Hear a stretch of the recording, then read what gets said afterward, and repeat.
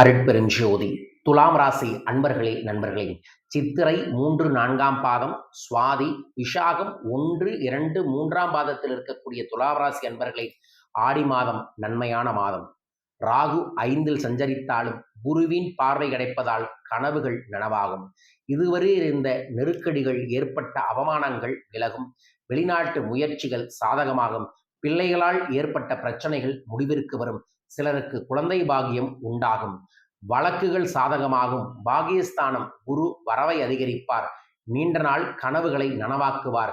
வேலை, திருமணம், குழந்தை பாகியம், வீடு, வாகனம், செல்வாக்கு, பட்டம், பதவி என கனவுகள் நனவாகும். உடல் பாதிப்புகள் விலகி அரசியல் சார்ந்த விஷயங்களில் முன்னேற்றங்கள் நிச்சயம் உண்டு.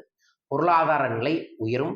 நீண்ட காலமாக நிறைவேற்ற முடியாமல் இருந்த குலதெய்வ வழிபாட்டை நிறைவேற்றி அந்த குலதெய்வத்தின் அருளால் உறவுகளில் சார்ந்திருக்கக்கூடிய சிக்கல்கள் சரியாகும்.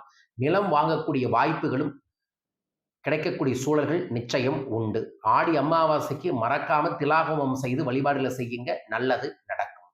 கவனமாக இருக்க வேண்டிய நாட்கள் ஜூலை 20, 21, 22. அதிர்ஷ்டகரமான நாட்கள் ஜூலை 24, 27, ஆகஸ்ட் 6 மற்றும் 10. குலதெய்வ வழிபாடு கைமேல் பலன்களை ஏற்படுத்தி தரும். குலதெய்வ வழிபாடுகள் செல்லும் போது 51 எலுமிச்சம்பழத்தை கோர்த்து மாலையாக போட்டுட்டு வாங்க, நல்லது நடக்கும், நன்மைகள் பெருகும்.